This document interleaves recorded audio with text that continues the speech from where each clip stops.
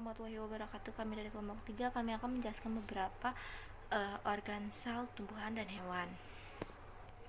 Hai, nama saya Cantika. Saya akan berperan menjadi lisosom sekunder. Lisosom sekunder yang itu terbentuknya dari ikatan lisosom primer dan fagosom atau pinosom. Awalnya dalam lisosom primer, enzim pentrigradasi keadaan tidak diamati, tetapi setelah difusi dengan fagosom, enzim yang merendam menjadi aktif. Jadi dalam lisosom sekunder, mereka mengandung kelas aktif hidrolis pencernaan yang dapat mendegradasi biomolekul seperti protein, asam nukleat, karbohidrat, dan lipid menjadi komponen masing-masing. Apa sih fungsi aqua atau lisosom sekunder? Fungsi lisosom sekunder meliputi melepasnya enzim di luar sel atau eksitosis untuk menghancurkan bahan asing, kerusakan bahan di dalam sel atau pencernaan yang disebut autogap, dan kerusakan materi di luar sel yang disebut heterofag. Daur ulang produk di reaksi biokimia dan bantuan dalam biosintesis, kerusakan total sel yang telah mati atau autolisis. Yang kedua, saya akan menjadi biogolgi. Biogolgi disebut juga aparatus Golgi atau kompleks Golgi, kadang disebut juga ditoksin. Badan Golgi adalah organ yang dikaitkan dengan fungsi akresi sel, dan struktur ini dapat dilihat menggunakan mikroskop cahaya biasa. Pasti fungsi badan Golgi. Fungsi badan Golgi adalah membentuk kantong atau vesikula untuk sekresi, terus membentuk membran plasma, membentuk dinding sel tumbuhan, tempat untuk modifikasi protein untuk menyotor atau memekap molekul.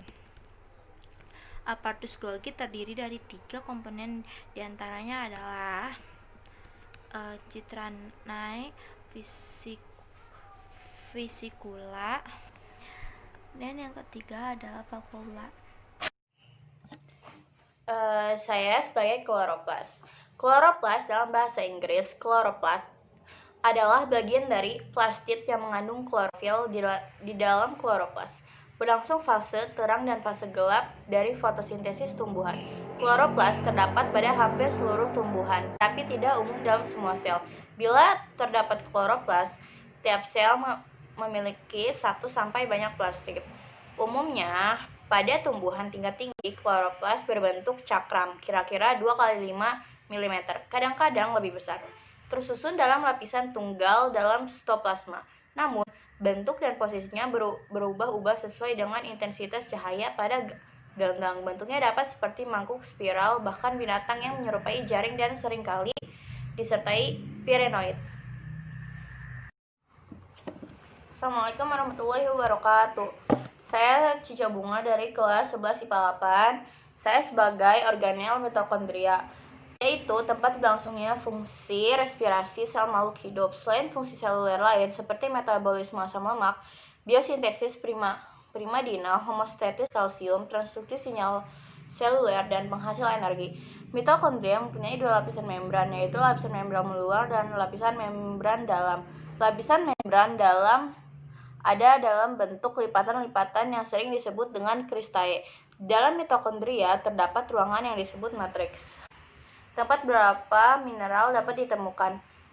Sel mempunyai banyak mitokondria dapat dijumpai di jantung, hati, dan otot. Nama saya Denta. Saya akan memerankan retikulum endoplasma. Aku merupakan bagian dari sistem endomembran.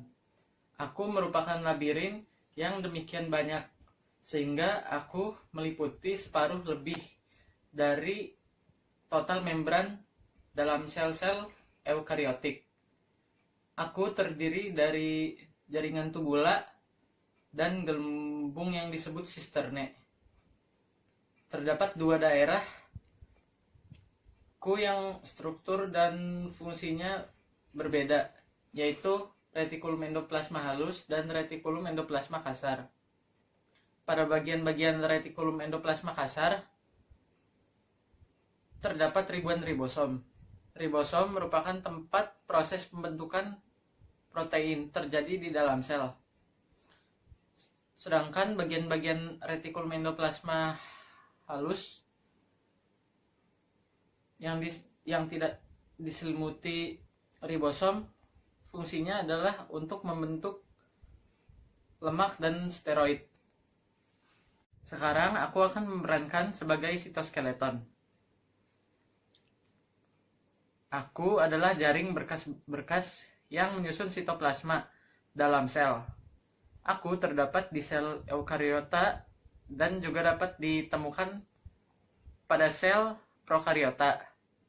Dengan adanya aku, sel dapat memiliki bentuk yang kokoh, berubah bentuk, mampu mengatur posisi organel, berenang, serta merayap di permukaan. Assalamualaikum warahmatullahi wabarakatuh. Perkenalkan, nama saya Lodi Mosul. Saya di sini akan menjelaskan tentang organel ribosom dan organel lisosom. Pertama, ribosom. Ribosom adalah organel sel yang berukuran kecil berupa butiran dan memiliki struktur yang padat.